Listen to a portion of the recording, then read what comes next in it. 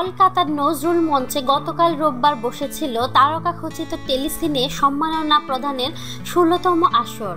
সেখানে আজীবন সম্মাননা পান নায়ক রাজ রাজ্জাক, সেরা নায়কের স্বীকৃতি পান শাকিব খান। এছাড়া বাংলাদেশ থেকে সেরা চলচ্চিত্র হয়েছে অমিতাভ রেজা পরিচালিত চলচ্চিত্র আয়নাবাজি, আর সেরা অভিনেতা হিসেবে পুরস্কৃত হয়েছেন আয়নাবাজি খ্যাত চঞ্চল চৌধুরী।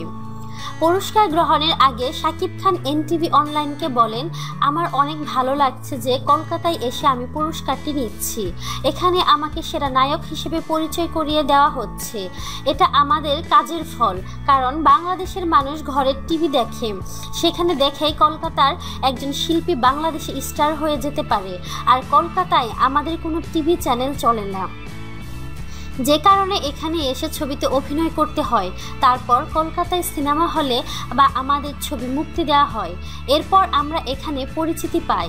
আমি ভাগ্যবান যে মাত্র একটি যৌথ প্রযোজনার ছবি করেই এখানে আমাকে স্বীকৃতি দিচ্ছে।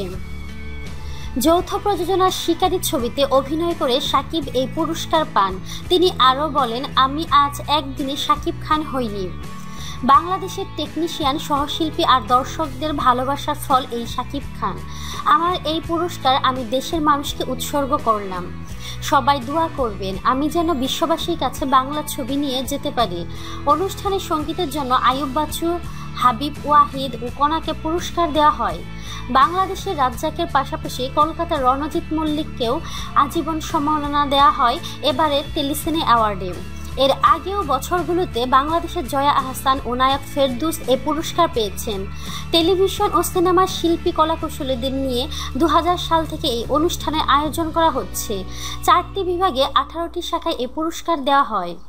তো প্রিয় বন্ধুরা, আপনাদের কি মতামত তা কমেন্টের মাধ্যমে আমাদেরকে জানিয়ে দিন। আর অবশ্যই আমাদেরকে লাইক, কমেন্ট, শেয়ার এবং সাবস্ক্রাইব করতে ভুলবেন না।